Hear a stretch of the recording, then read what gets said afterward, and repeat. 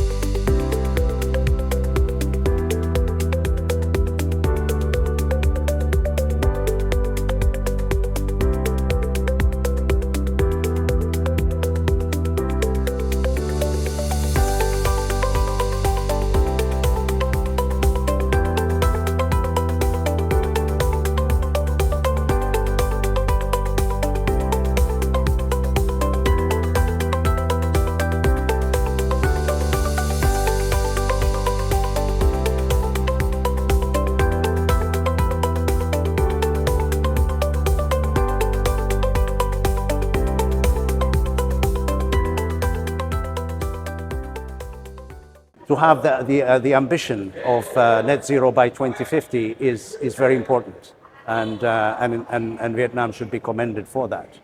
Of course, it's not going to be easy, simply because Vietnam is still continuing to grow. It has a very fast growth trajectory, and to try and move things, completely out of that trajectory is quite challenging. So the Vietnamese policymakers need to be commended for taking a very ambitious move forward. In terms of what can be done, again, Vietnam would need to look within itself, within its own resources, and be able to generate the type of solutions that are going to be homegrown.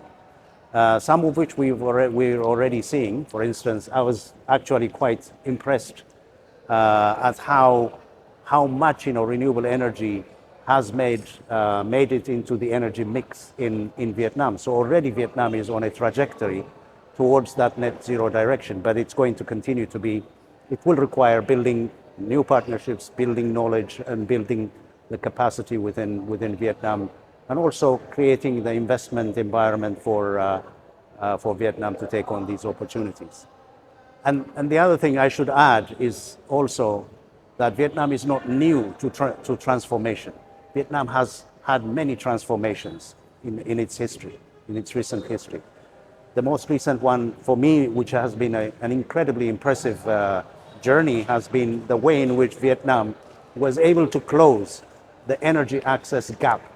1990, Vietnam's energy access was 14%, 14%.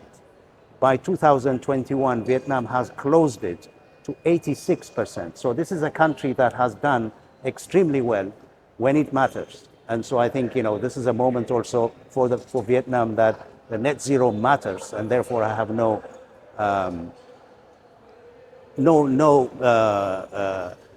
I am certain that Vietnam will achieve that net zero ambition. Thương mại sống trong cái bầu rất là những cái tuần hoàn ở Việt Nam.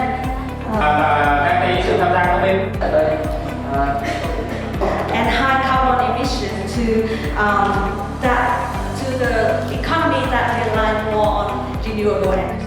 Tôi nghĩ là chỉ một số các kinh nghiệm khi mà chúng tôi tham gia dự án để nói hạ tầng giao thông vận tải thì hiện nay Việt Nam ngành giao thông vận tải chúng tôi thì đã được Implementing carbon projects, engineered removals and biochar. Chia sẻ ở một cái khía cạnh chúng ta có thể là thì mọi người đã biết là cái cụm từ Use the word to have a low cost and long term, but Delivering a robust decision making, strong stakeholder engagement. So there are two. CCG là cũng khó có thể được tài trợ bởi các nhân mạnh ở về cái cạnh với những cái đề xuất như vậy.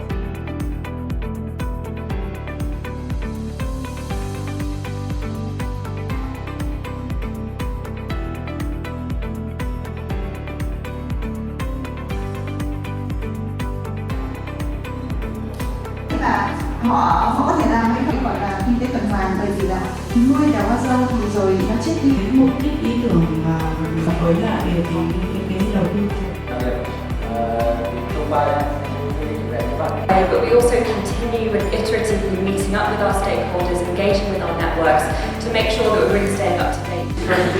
Chiến lược quốc gia này tôi cập nhật và đặc biệt là trong 2 ngày hội thảo hôm nay của chúng ta thì Sản xuất điện thì năng lượng tái tạo. Nếu mà chúng ta gồm cả điện lẫn năng lượng tái tạo thì nó trên 50%, thì coi là năng lượng sạch. Và we set as stakeholders. As I call your name, please stand